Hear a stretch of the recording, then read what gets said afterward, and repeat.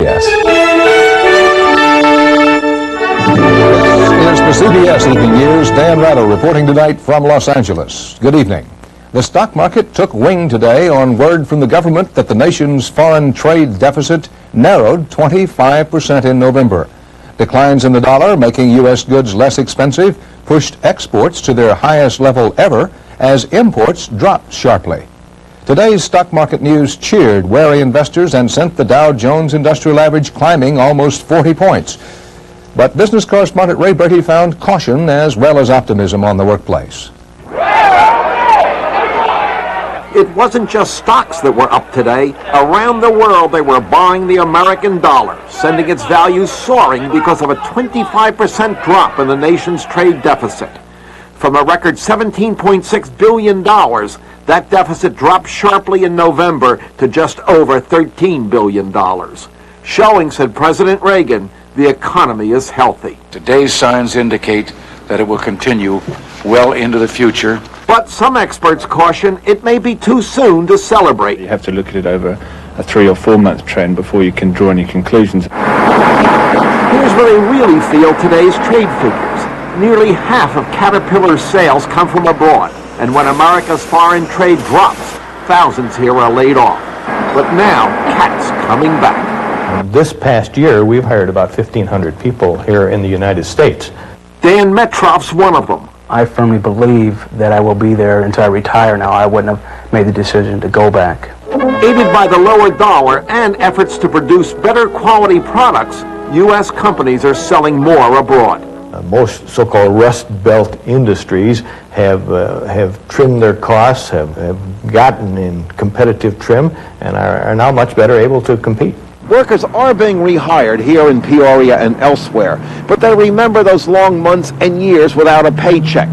They see the factories humming again and the new Civic Center, but around them the scars of hard times still remain.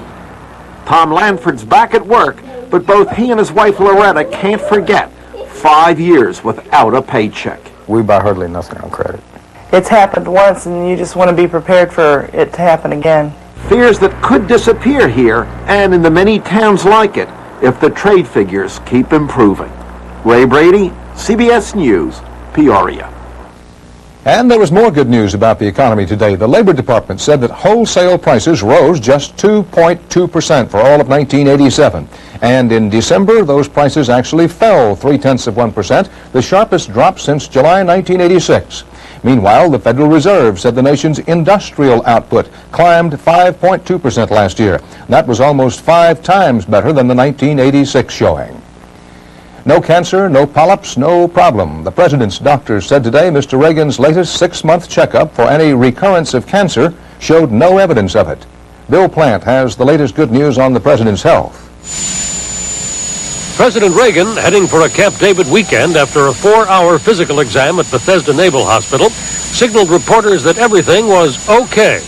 Doctors checking Mr. Reagan, who'll be 77 next month, found no recurrence of cancer and no polyps, the small growths which sometimes precede cancer. His physician says the physical indicates the president is fit and enjoys a remarkably strong and healthy condition.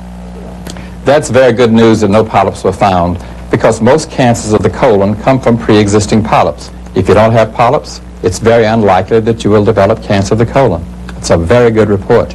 Mr. Reagan has had similar follow-up examinations every 6 months since doctors found and removed a cancer of the colon in mid-1985. Small polyps were found and removed in earlier checkups, but there has been no further cancer. Today's exam also included a CAT scan, chest X-ray, and a cardiovascular stress test.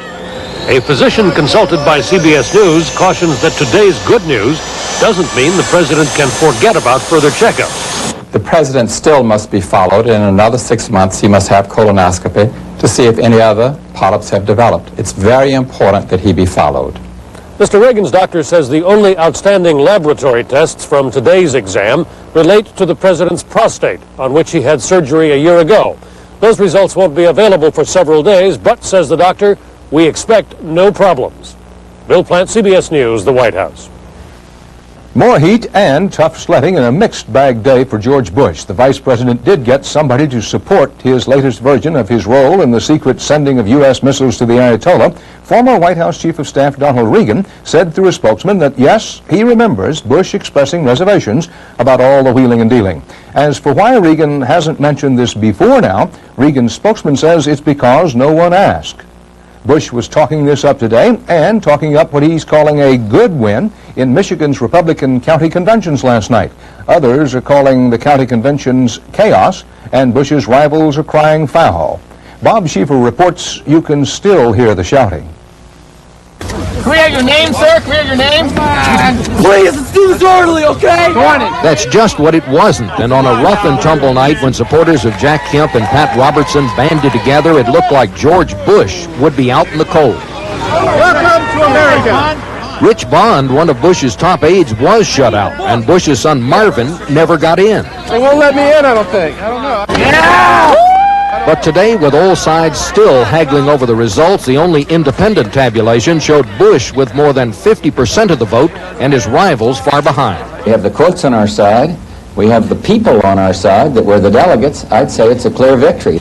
Trouble is, his opponents don't accept those numbers. I don't like people stealing elections, and I don't like people doing things that are fraudulent, and I don't like people breaking the law. It is almost a state of political anarchy. I don't think anybody really knows and won't for quite some time. The results are pretty mixed. I think that should be obvious to most people. It was not raucous everywhere, but it was hard fought. Supporters were counted and recounted. There were endless haggles over credentials. If somebody lives in Timbuktu, they can vote in Farmington Hills. Nothing was really settled, and although the same arguments over who'll be seated at the National Convention will be refought at the State Convention in 2 weeks, George Bush did escape the big wipeout that many had predicted. And in that sense, he probably gained more than the others. But it sure wasn't easy. See that door? Get out it. Bob Schieffer, CBS News, Detroit.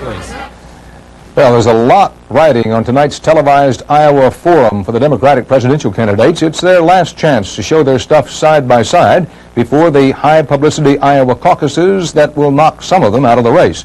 This is also the first full forum to include the now rerunning and front-running Gary Hart. From Iowa, CBS News chief political correspondent Bruce Morton is covering the prepping and fretting of the hopefuls. Thank you, bye-bye.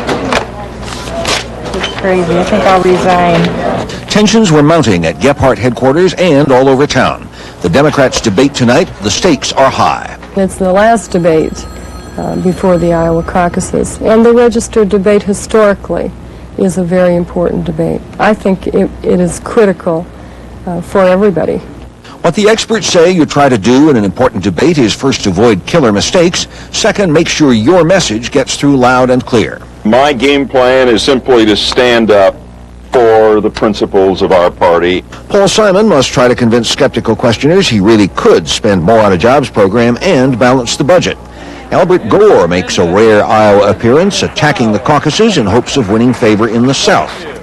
Jesse Jackson's message these days is, I really am electable. Michael Dukakis will be saying, I'm compassionate. I am a national leader. Richard Gephardt sees movement in his direction, trades his issue. And then there's the wild card. The big unknown tonight will be how the candidates relate to and react to Senator Hart. If anyone stirs controversy, it may be this man, Bruce Babbitt of Arizona. He's been charging his opponents with moral cowardice for failing to spell out how they'd end the deficit. Don't you see, finally it becomes a moral deficit. It becomes a deficit of character, a deficit of courage.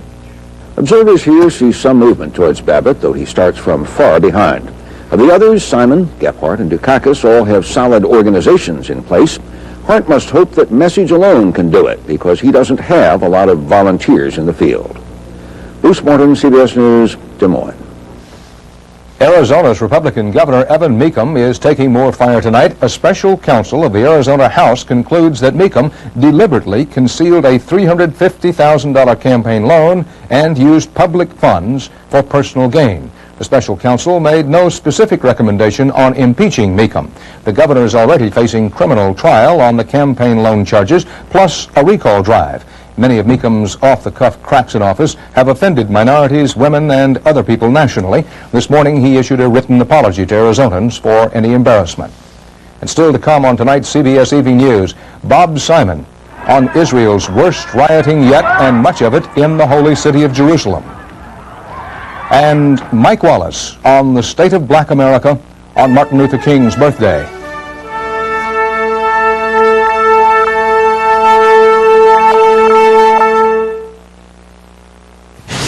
You know, the other day my MCI rep called me up. Says he'd like to stop by with some new ideas. I think my long distance gets complicated again. Then he shows me how I've outgrown my current MCI service. And with a couple of changes, I can have more efficient, more economical long distance. I couldn't believe it. This MCI guy called me up to lower the bill. Until you call, you'll never know how much better a long-distance company can be. MCI. Let us show you. Michelle Miller suffers from frequent sinus headaches. The pain is all in here. It's a constant ache and pressure. You can feel like your eyes want to just burst. For powerful relief, Tylenol sinus medication. It's stronger than sinus headaches because it's got maximum strength pain and pressure relievers. There is no pressure in my eyes. There is no pain. I mean, everything's great. Maximum strength Tylenol sinus medication. It's stronger than sinus headaches and it won't make you drowsy. This is Bengay. It's relieved minor arthritis pain for nearly a century. This is Aspicrine. The U.S. Federal Trade Commission ruled it didn't prove it relieves arthritis pain at all. Bengay, real relief from minor arthritis pain. To stack up the Totals Vitamin Nutrition, it takes almost 3 bowls of Special K. I'll have shredded wheat. 12 bowls. Separate checks, please. Total has 100% of 9 vitamins and iron and is rich in calcium. That's a stack of nutrition. In just 1 bowl. The U.S. Supreme Court today cleared the way for the return of 9-year-old Terrence Karamba to Zimbabwe, a prospect that reportedly has the boy terrified. He's been in a New York area foster home, taken there after child welfare officials found evidence that he was repeatedly beaten by his UN diplomat father.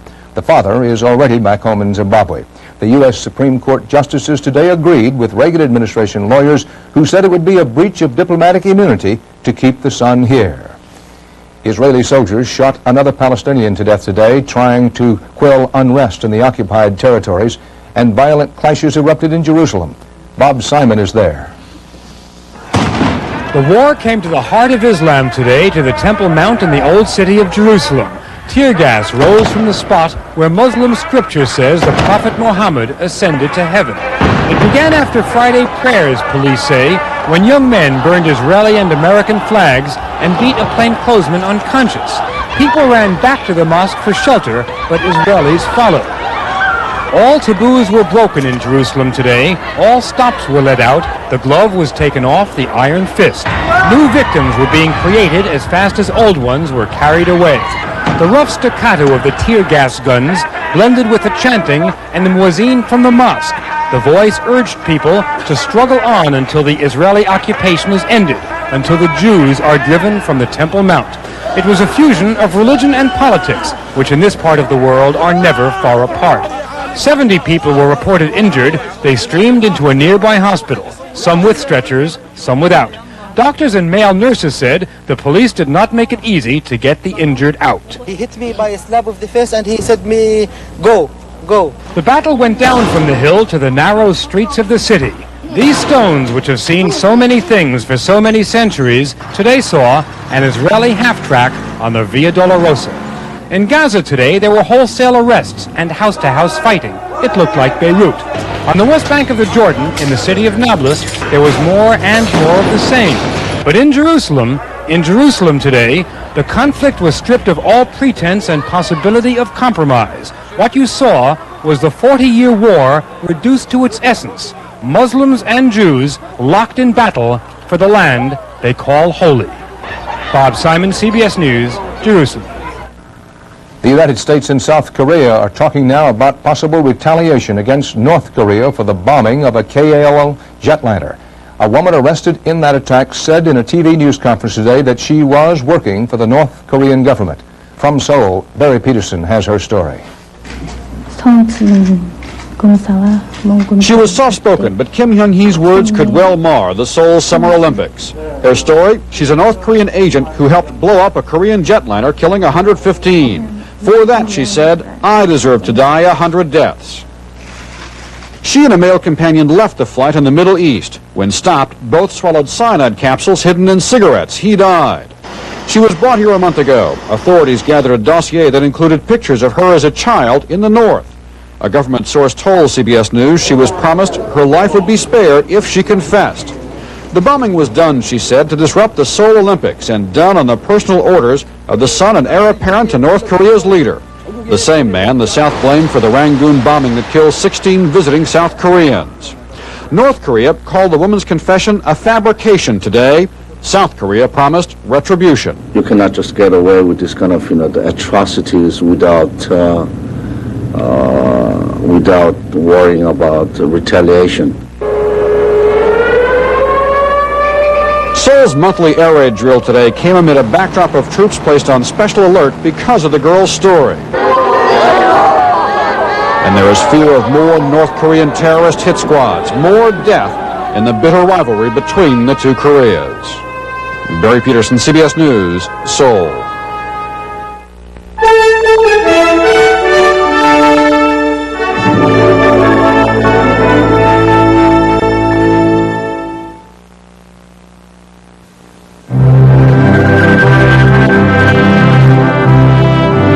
Breakfast were as it was meant to be, it would be a centuries-old balance of fruits, grains, and nuts.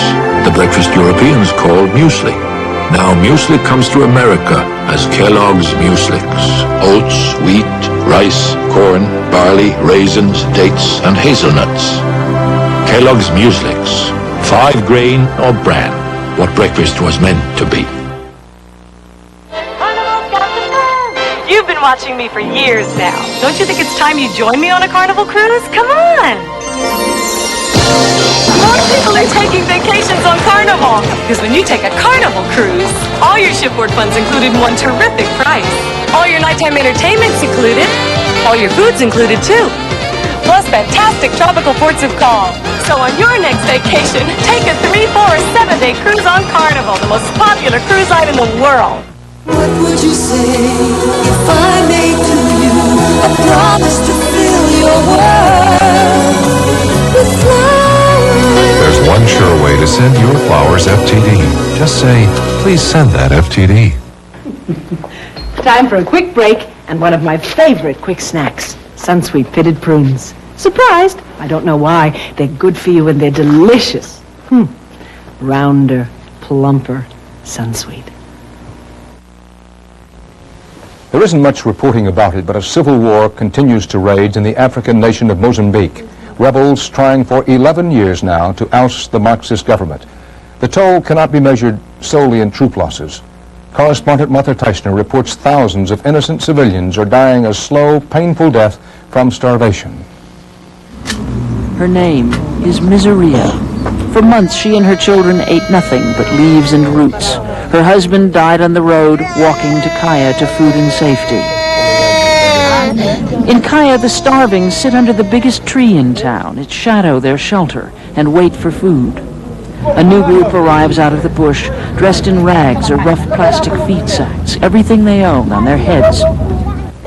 When soldiers come with a porridge of cornmeal, oil, and sugar, suddenly there is a silence, a hush, as families collect their ration and eat, children first. In Imyaminga, 50 miles away, it is the same, an 11-year-old girl near death. In Mozambique, civil war has created dozens of Imyamingas and Kayas, towns that have become refugee camps. I think it is certainly as bad as Ethiopia. What makes it worse, of course, is that the food that we are able to bring into the country is extremely difficult to get to the people that need it. For CARE, working with the government, delivering aid is a logistical nightmare because of the danger, because roads are impassable. The shipment of rice is the first to reach Imyaminga since the Red Cross stopped flying just before Christmas because of threats from the rebels. Only about a third of the emergency food pledged to Mozambique in the last year has shown up. And in a country so lush and green, there would be surpluses if only it were safe to plant and harvest. Children eat worms because it is better than starving. Martha Teichner, CBS News, Mozambique. In St. Louis, it looks like bye-bye Redbird. Owner Bill Bidwell today officially told the National Football League he wants to move his St. Louis Cardinal football franchise to Phoenix, Arizona before the start of next season. In Washington today, the local NBC television station interviewed people about the state of race relations on this Martin Luther King's birthday. That elicited this response from Jimmy the Greek, a CBS sports commentator. Now, pretty soon they're going to have to equalize it for the blacks, for the Greeks, the Jews, and for everybody. I mean, let's make it equal for everybody. The black is a better athlete to begin with because he's been bred to be that way, because of his high thighs and big thighs that goes up into his back, and they can jump higher and run faster because of their bigger thighs, you see. The white man has to overcome that, but they don't try hard enough to overcome it, because this goes back all the way to the Civil War, when during the slave trading, the slave owner would breed his big black to his big woman so that he could have a big black kid, see? Now, I mean, that's where it all started. The Washington station that broadcast that has been flooded with telephone calls of protest. It is not yet clear the full context of Snyder's remarks, nor whether he knew that his remarks were being recorded.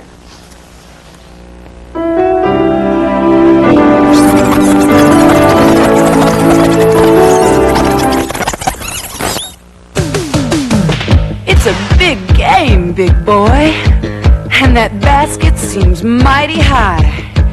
But you know you got the stuff because your mama got you off the ground this morning with a real winner. Howdy ho, wheat, time to gloat. Cause you don't wear no sugar coat. You just can't beat that pure whole wheat. Now go tell your mama what the big boys eat. Examine for a moment the Oldsmobile Delta 88 sedan. Anti-lock braking and supplemental inflatable restraints are available. Independent rear suspension, front-wheel drive, all in one of the few automobiles that can still comfortably carry a family-sized family. And then some. The Oldsmobile Delta 88, the family car that didn't forget the family. When you take Tums, you're getting an extra-strength heartburn medicine. It's a lot stronger than the number 2 brand. That's good. But Carol tells me Tums also gives us extra calcium. That's even better. Oh, look, after 20 years, Michael loves Sarah. You haven't changed. I take care of myself. And she takes Geritol Complete with nearly twice the iron of ordinary supplements. Marry me?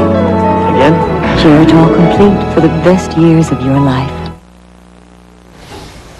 The 3-year-old federal holiday honoring assassinated civil rights leader, the Reverend Dr. Martin Luther King Jr., will be observed officially Monday.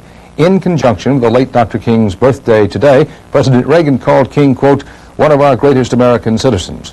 Mr. Reagan's tribute comes a day after the National Urban League's annual report on the state of black America, a report that accuses Mr. Reagan and his aides of, quote, creating a climate in which racism has been allowed to fester and grow, unquote. President Reagan had his spokesman vehemently deny this. CBS News correspondent Mike Wallace is in New York tonight with a look at the dream and the reality of black America today. Mike? Dan, Martin Luther King Jr., had he lived, would have been 59 years old today. But he was gunned down 20 years ago in that bitter year, that turbulent year of 1968. And I'm trying to save America. And that's what you are trying to do if you would join this movement. We are trying to save this nation. The murder of Dr. King triggered grief, outrage, violence. And among many young blacks, it spawned a new rhetoric. We stand on the eve of a black revolution, brothers. Masses of our people are in the streets. They're fighting tit for tat, tooth for tooth, an eye for an eye and a life for a life. Young blacks went into the streets, and the men they called pigs, the police, fought back, made arrests. Bobby Seale and the Black Panther Party he helped to found were in the headlines in 1968. We were trying to say that we're going to exercise our democratic human rights. whether the racist, and we would say it this way, the racist pig power structure, whether you like it or not. That's where we were coming from. And for Bobby Seale and other radical blacks from 1968, today's bleak statistics make them wonder what the revolution got them. The rate of black poverty today remains 3 times as high as white poverty. Black infant mortality today nearly double that of whites. For blacks in the inner cities, joblessness and social isolation have grown over a generation's time. White racism has hardened. Hardly a day goes by without reports of acts of racial hatred. Rap Brown, who told us in 1968 that violence was as American as cherry pie, today is Jamil Abdullah Al-Amin and heads an Islamic community in Atlanta. The basic problem with African Americans is that they're so American, and so their fate is tied into the fate of America itself. But the fact is that America itself today is a country in which the #1 television show is Bill Cosby's. A black man is a powerful force in the presidential campaign. It's an America in which many of our cities have black mayors. There are many blacks on university faculties, among them Professor Amiri Baraka, who first achieved recognition as playwright Leroy Jones. Here we are in 1988. Right. You're prospering. You're black. Prospering, I think, is overstating it by many. Fulfilled. Well, no. See, ultimately, my fulfillment can only come with the complete liberation of the African American people. Liberation for Baraka means mostly jobs, economic opportunity, and it is plain that black liberation in those terms has not yet arrived. Well, I would say 1968 was difficult, but I would change difficult to grim in 1988. Half a century ago, Dan, in his second inaugural speech, Franklin Roosevelt said, "I see 1/3 of a nation ill-housed, ill-clad, ill-nourished." He was speaking of all Americans, white and black. Today, half a century later, 1/3 of all blacks remain below the poverty line. It is a stunning figure, Dan. It is indeed, Mike. Thanks. Good to have had you with us this week. And that's tonight's CBS Evening News. Dan Rather reporting from Los Angeles. Bob Schieffer will be with you tomorrow. I'll see you Monday. Good night. Welcome to the new world, where all the rules have changed. A world of financial expertise to accumulate assets, finance mortgages. A world of insurance protection for lives, property, and businesses. A world of comprehensive, affordable health services. It's the world of the travelers. One of America's strongest insurance, financial, and health service experts. The Travelers. You're better off under the umbrella. Post makes the only bran flakes with new zip-pack freshness to keep their high-fiber, best taste fresh longer. I zip when I should have do that. Post natural bran flakes with zip-pack freshness. Zippity-a. Is anything as lonely as an only cup of coffee? It doesn't have to be. Weight Watchers has gorgeous cake. Beautiful pie. Bye-bye. Lonely only. Bye-bye. Weight Watchers, this is living. I switched to Fleischmann's after Ed's last checkup. Heart disease. My cholesterol test said it was a real possibility. So Doc suggested a sensible diet. Turns out a diet low in fat and cholesterol with foods like Fleischmann's with no cholesterol can help lower Ed's cholesterol level. That's one way to help make his heart healthier. Took the test again last week. I'm down 10 points. Oh, and that does my heart good, too. Fleischmann's, part of a head start to a healthier heart.